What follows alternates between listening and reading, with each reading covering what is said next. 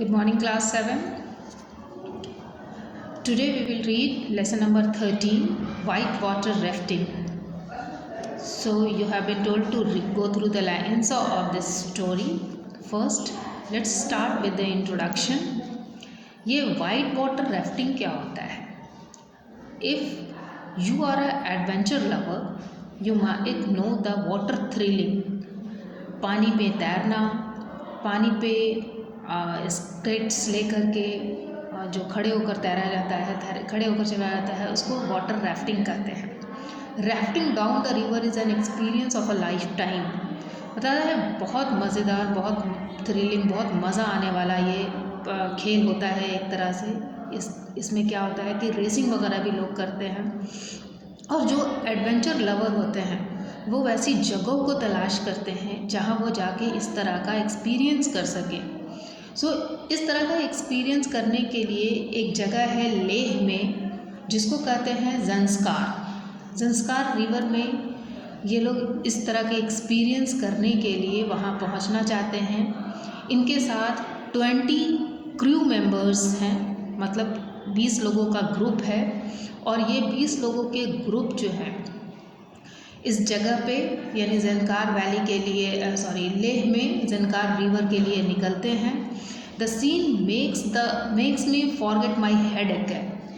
यहाँ पे जो बंदा है जो ये एक्सपीरियंस करने जा रहा है वो बताता है कि during the course of the journey the tiredness headache जो था वो उस सीन को देख के बिल्कुल ही ख़त्म हो जाता है। राइटर इस ज़ंस्कार वैली के बारे में, ज़ंस्कार रिवर के बारे में बताता है कि ये under the blue sky, deep blue sky, a place of wind, rock and silence, यानी ये बहुत ही खूबसूरत सी जगह जो एकदम ब्लू स्काई के नीचे हवा, रॉक, साइलेंस, यानी बहुत ही अच्छा खूबसूरत दृश्य उसको देखने को मिलता है। We spent the night in Kargil and next day entered the lovely Suru Valley। यानी जो ये लोग जा रहे थे तो अपनी रातों को बिताने के लिए किसी जगह पे रुकना पड़ रहा था। उसमें से सुरू वैली के बारे में बताया है। 2 दिन की जर्नी के बाद ये लोग ज़ंस्कार वैली में पहुँचे। Ramela is the pretty beach of sand, pebbles and pal brushes. बीच में फिर उन लोगों एक बीच पे भी पहुँचे जिसका नाम था Ramela. And we are a group of many Indians. इनके ग्रुप में यानी 20 लोगों का, इन लोगों का जो ग्रुप था उसमें से कुछ इंडियंस थे, 2 अमेरिकन थे, 2 ब्रिटिश पीपल थे, ऑस्ट्रेलियन थे, मैक्सिकन थे, कीवी थे, मतलब डिफरेंट कंट्रीज से एडवेंचर लवर्स जो है यहाँ पे जमा हो रहे थे। और किस लिए जमा हो रहे थे? वाटर राफ्टिंग के लिए जमा हो रहे थे। Does a fire dance under the sky with the stars. और कहते हैं कि जब वो लोग जहाँ पे रुकते थे, जहाँ कहीं भी रुकते थे, चाहे वो सी बीच हो या किसी वैली के में रुकते थे, तो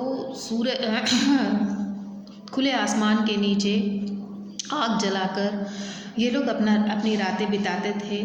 अब आग जलाकर ये लोग वहाँ पे कुछ खाते पीते थे, डांस करते थे, गाना गाते थे, मतलब अपने आप को एंटरटेन करते हुए ये लोगों की जर्नी आगे बढ़ रही थी। इन्हें कहाँ पहुँचना था? ज़ंस्कार रिवर पे पहुँचना था।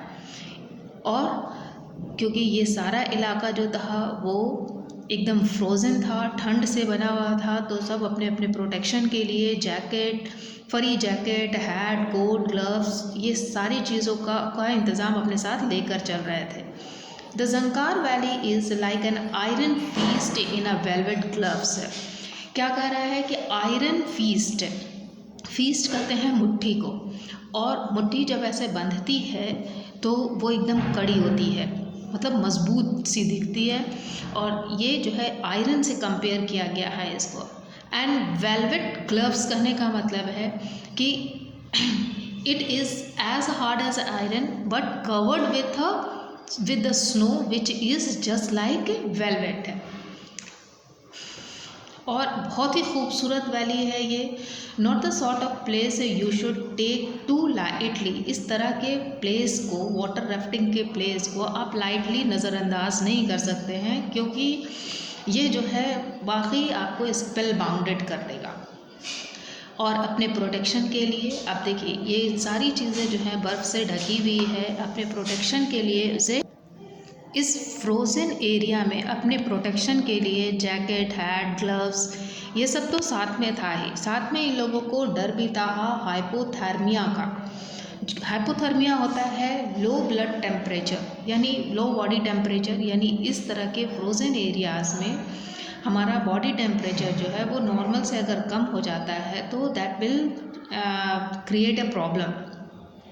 फिर लास्ट पैराग्राफ इसमें बताता है कि तीसरे दिन in the morning after breakfast, pudding, scrambled egg and fruits, we got into the neoprene wet suits. अब क्या है कि नाश्ते के बाद, नाश्ते में लोगों ने पुडिंग, स्क्रैम्बल फूड और फ्रूट्स लिया। उसके बाद फिर से अपने आप को हेलमेट, जैकेट, सूट, ग्लव्स के साथ तैयार किया और अपने गाइड के साथ वहाँ से निकल पड़े। यानी 2 दिन के बाद ये जंकार वैली में पहुँचते हैं। वहाँ पहुँचने के बाद फर्स्ट 2 डेज़ जो इनका एक्सपीरियंस होता है वो काफ़ी रफ़ होता है, क्योंकि वाटर राफ्टिंग उस नए से इलाके में करना बड़ा मुश्किल था। So the stood in is swift but not rough. There were some shallow pebbles, bits and some mild class 2 rapids, and it is a perfect introduction of the first time rafting. अगर जो पहली बार water rafting के लिए गए हैं तो उनके लिए कोई भी चीज़ें जो है शुरू के दिनों में मुश्किल होती है। कुछ लोगों को बहुत ही ज़्यादा मुश्किल हुई उसमें कुछ, लेकिन उन मुश्किलों को वो लोग इंजॉय कर रहे थे, because their guide Rana was full of energy and jokes.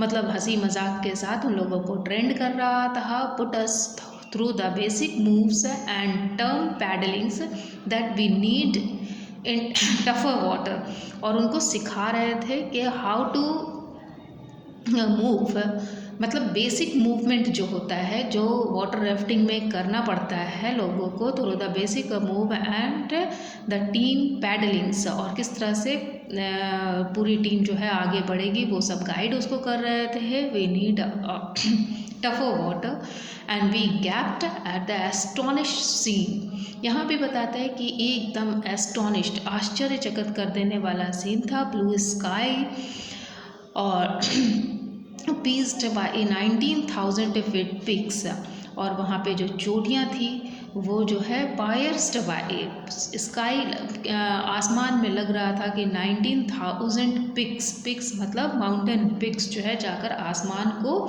छू रही है।